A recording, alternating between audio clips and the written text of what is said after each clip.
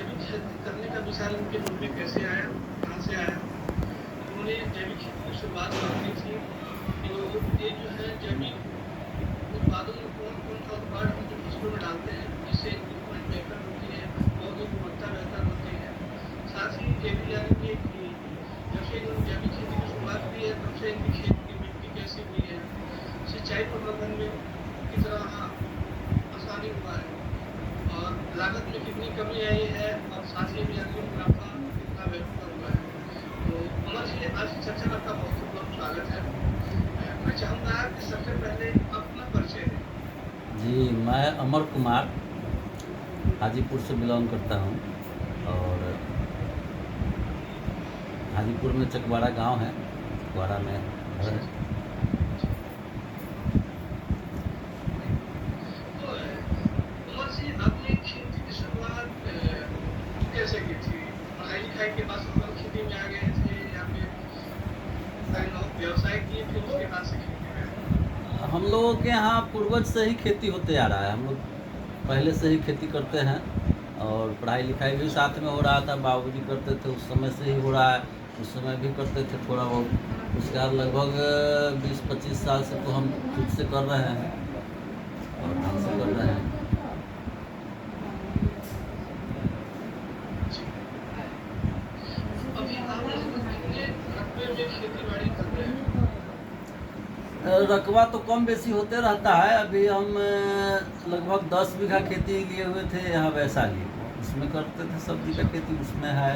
हाजीपुर में भी कुछ किए और पिछला 5 साल से नर्सरी का काम करते हैं, बड़ा प्लांटेशन आम का, लीची का, कटहल का, ये सब का। जो अपना सब्जी का है खेती सो है ये है। हर साल लगभग आम का नर्सरी अलग अलग लगाते हैं।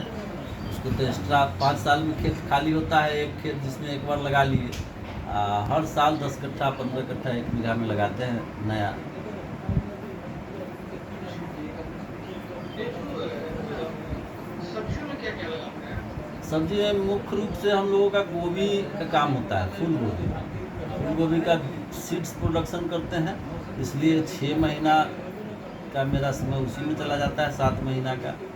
और उसके बाद जो बचा 4-5 महीना कभी तो टमाटर, बैंगन ये सब लगा लिए, बंदा वगैरह। नहीं तो मेन काम हम लोगों का गोभी का ही है, फूल गोभी। सीड बनाते हैं, उसमें टाइमिंग लगता है 6 से 7 महीने का। तो उसी में ये जो आप सीड बनाते हैं, आप प्राइवेट कंपनियों को बेचते हैं या डायरेक्ट किसानों को बेचते हैं आप?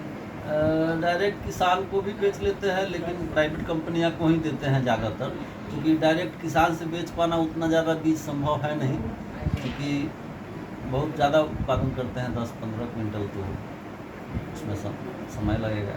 तो किसी एक कंपनी को बेचते हैं या दूसरी कंपनी को बेचते हैं? कई कंपनियों को देते हैं। जो लोग इच्छुक हैं, जो देखते हैं प्रोडक्शन अच्छा है, वो लोग लेते हैं। ये जो आप खेती-बाड़ी कर रहे हैं, उसमें आप लगभग कितना प्रतिशत जैविक खाद डालते हैं और कितना प्रतिशत रासायनिक खाद डालते हैं?